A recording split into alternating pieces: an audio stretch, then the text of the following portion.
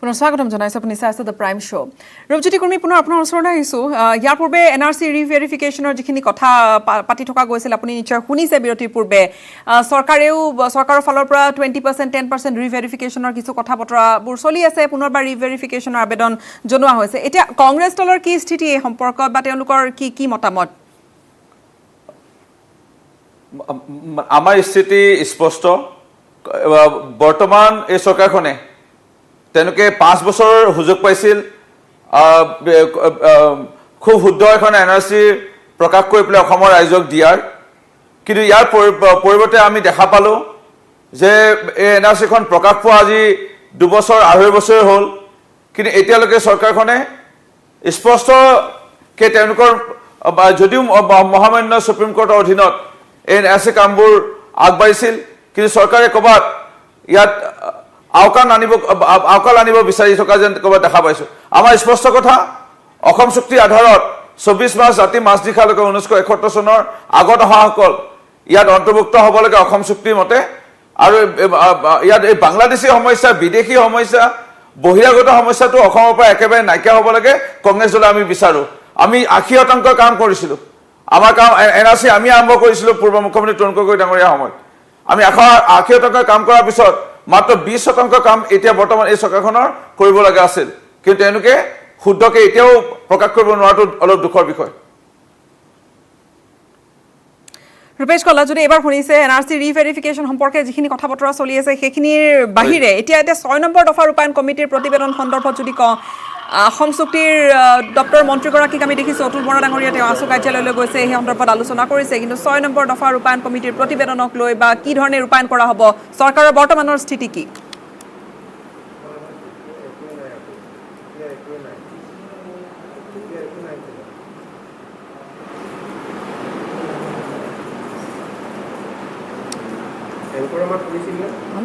কিছু শুনাত তেওঁলোকৰ অসুবিধা হৈছে এই মুহূৰ্তত এনেকুৱা কেইটামান প্ৰশ্ন আচলতে সকলোৰে মন মগজুত আছে ক্ৰিয়া কৰি ৰফিকুল ইছলাম ডাঙৰীয়া আপোনাৰ ওচৰলৈ এটা বিষয় লৈ আহিছোঁ আচলতে এই মুহূৰ্তত বাকীখিনি প্ৰসংগ যদি আমি আঁতৰাইও থওঁ যদি মোক আপুনি শুনিছে এই মুহূৰ্তত বাকীখিনি প্ৰসংগ আঁতৰাই থলেও বানপানী আছে সন্মুখত বানপানী কি ধৰণৰ অৱস্থা এটা অসমৰ হয় আমি সকলোৱে জানো দেখি আহিছোঁ বানপানীৰ কথা আৰু বেলেগকৈ আমি ক'বলৈ নালাগে বানপানীৰ উপৰিও আছে কোভিডৰ পৰিস্থিতি যোৱাবেলিকাও তেনেকুৱাই হৈছিল এবাৰ আকৌ আমি কোভিডৰ যুঁজখনৰ লগতে বানপানী পামহি ৰফিকুল ইছলাম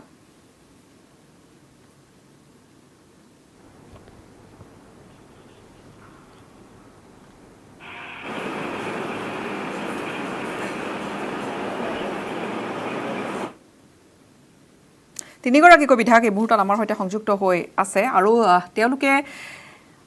তেওঁলোকৰ আচলতে কি ধৰণৰ প্ৰত্যাহ্বান থাকিব কি ধৰণৰ প্ৰত্যাহ্বানৰ সন্মুখীন তেওঁলোকে হ'ব বা কি আশা আছে এই গোটেইখিনি কথা বতৰা পাতি আছে তাৰ মাজত কিছু খবৰলৈ আমি যাবলৈ বিচাৰিম যিখিনি এই মুহূৰ্তত আন কিছু প্ৰাসংগিক বিষয় যি আমি কথা পাতি আছোঁ শিক্ষা দীক্ষাৰ পৰা আৰম্ভ কৰি শিক্ষাৰ আন্তঃগাঁথনিৰ লগতে স্বাস্থ্যৰ আন্তঃগাঁথনি গোটেইখিনি কথা পাতি আছোঁ আন কিছু প্ৰসংগ লৈ আহিম এটা বিৰতিৰ পিছত মই ব্যৱহাৰ কৰোঁ আটাইতকৈ সবল আৰু সতেজ চিমেণ্ট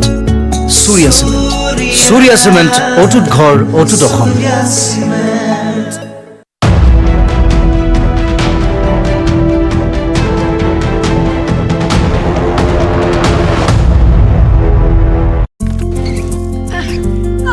বাইদেউ কিনৰ পৰা কুকিঙলৈ সৌন্দৰ্যৰ পৰা গৃহসজ্জালৈ আইনী সমাধান হওক অথবা ঘৰুৱা দিহা নাৰীৰ প্ৰয়োজনীয় সকলো সামৰি প্ৰিয়ংকাৰ সৈতে শ্ৰীময়ী প্ৰতি শনিবাৰে দিনৰ মজুৰিৰ বিষয়টো পুনৰবাৰ তেওঁলোকে উত্থাপন কৰিছে বিশেষকৈ মই ৰফিকুল ইছলাম ডাঙৰীয়াক মই ধন্যবাদ জনাইছোঁ যে তেওঁ চাহ জনগোষ্ঠীৰ প্ৰতি তেওঁৰ যি দৰদ সঁচাকৈ মই ধন্যবাদ জনাইছোঁ আৰু আমাৰ চৰকাৰ চাহ শ্ৰমিকৰ সমস্যাসমূহক লৈ যথেষ্ট কমিটেড আৰু আগন্তুক দিনবিলাকত তাৰ প্ৰতিফলন নিশ্চয় আপোনালোকে দেখা পাব এই 6 জনগোষ্ঠীৰ জনজাতিকৰণৰ বিষয়টোৱে হওক বা ষষ্ঠ গোটেই কথাখিনি 6 জনগোষ্ঠীৰ জনজাতিকৰণৰ বিষয়টো আজিৰ তাৰিখত যিটো গতি লাভ কৰিছে যিটো পৰ্যায়লৈ পাইছে বিগত চৰকাৰৰ দিনত কেতিয়াও এনেধৰণৰ পৰ্যায় পোৱা নাছিল আৰু আমি আশাবাদী যে আগন্তুক দিনবিলাকত ই এটা চূড়ান্ত ৰূপ ল'ব গতিকে এনেধৰণৰ বহু কথা আছে যিবিলাক আমি বিগত চৰকাৰৰ দিনত দেখিবলৈ পাইছোঁ আৰু আগন্তুক দিনবিলাকত যথেষ্টখিনি কাম হোৱাৰ থল আছে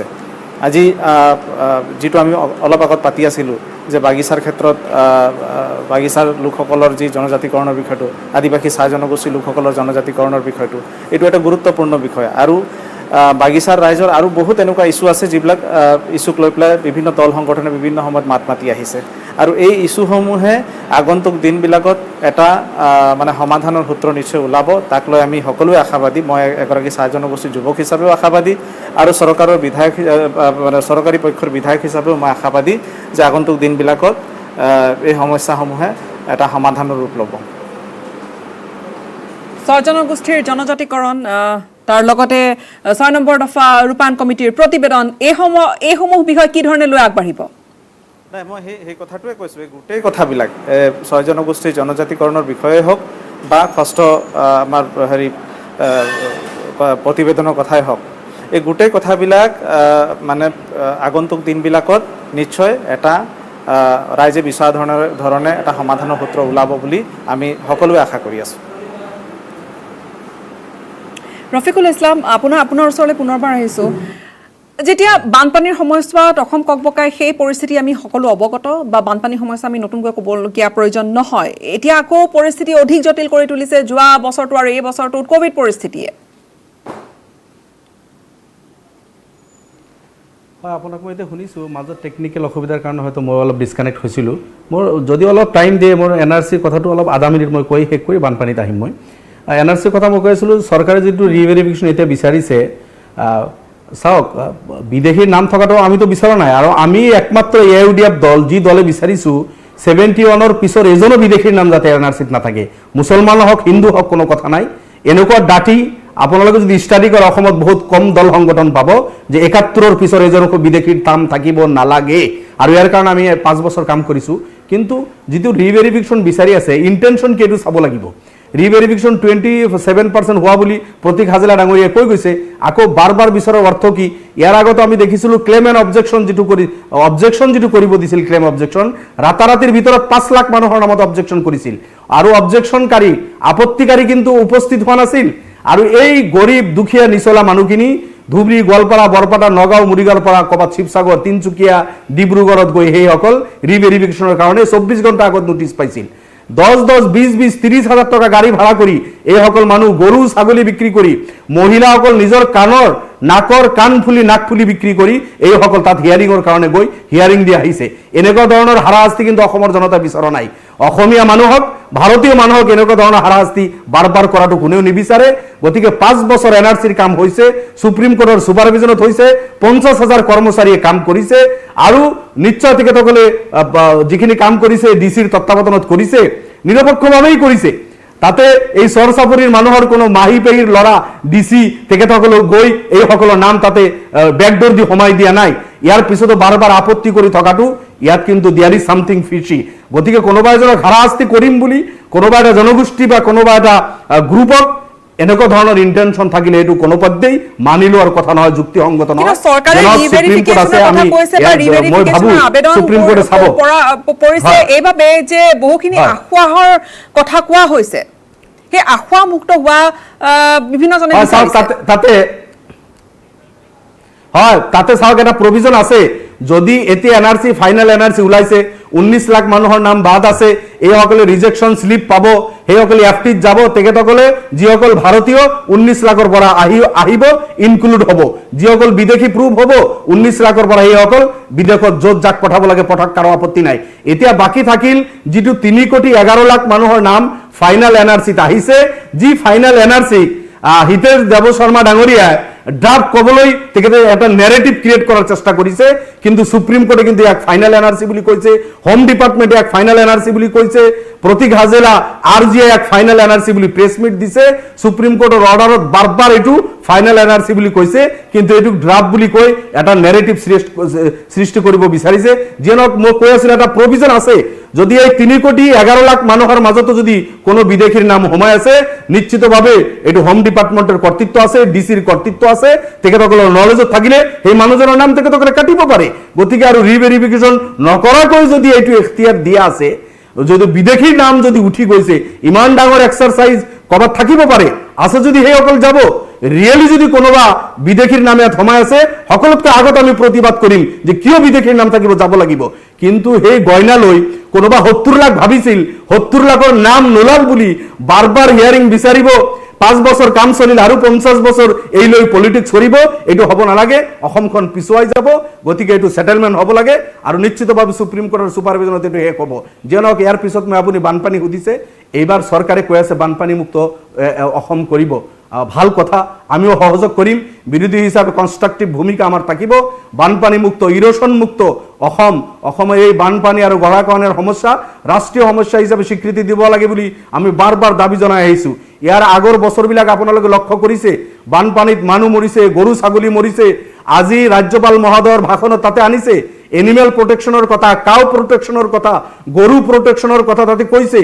আচ্ছা, আপোনাৰ এই গৰু ছাগলী মহ কিমান মৰিল, শেষ হৈ গ'ল, কিন্তু ইয়াৰ মালিকসকলে 1 টকাও বিগত দিনত কিন্তু ক্ষতিপূৰণ নাপালে, এইটো কিন্তু আমি লক্ষ্য কৰিছোঁ। আৰু বানপানীতে ক্ষতি হয়, মানুহৰ কৃষিভূমি ক্ষতি হয়, আপোনাৰ শাক চব্জিৰ পৰা আৰম্ভ কৰি একেবাৰে সৰ্বহাৰা হৈ যায় সেই মানুহবিলাক। গতিকে চৰকাৰে যদি চিন্তা কৰিছে বানমুক্ত অসম কৰিব, আমি চৰকাৰৰ এই পদক্ষেপক নিশ্চিতভাৱে ধন্যবাদ হ'ব লাগে আৰু সেয়া সকলোৱে বিচাৰে। ৰূপজ্যোতি কৰ্মী, একেবাৰে শেষত মই আপোনাৰ ওচৰলৈ আহিছোঁ, সময় আমাৰ হাতত কম আছে। শক্তিশালী বিৰোধীৰ কথাটো সকলোৱে কোৱা হয় আৰু এই প্ৰসংগটো গণতন্ত্ৰত শক্তিশালী বিৰোধীৰ প্ৰয়োজন হয়। এতিয়া আপোনালোকৰ ভূমিকা কি ধৰণৰ হ'ব? চাওক, দুদিন হৈছে বিধানসভা প্ৰথমটো এই নতুন চৰকাৰৰ বিধানসভা আৰম্ভ হোৱা, যোৱাকালিতো শপত গ্ৰহণতে আমাৰ সময় আমি পাৰ হ'ল। আজি মহামান্য ৰাজ্যপাল ডাঙৰীয়াৰ ভাষণ আছিল আৰু সেই সন্দৰ্ভত কোনো আমাৰ নতুন চৰকাৰে অনুৰোধ জনাইছিল যে যিহেতু মহামান্য গভৰ্ণৰ ডাঙৰীয়া অসুস্থ, সেইকাৰণে পাৰিলে বাধা দিব নালাগে, আমি গঠনমূলক চিন্তা কৰি পেলাই আমি চৰকাৰক সন্মান জনাই, নৱনিৰ্বাচিত অধ্যক্ষক সন্মান জনাই পেলাই বিৰোধিতা নকৰিলোঁ।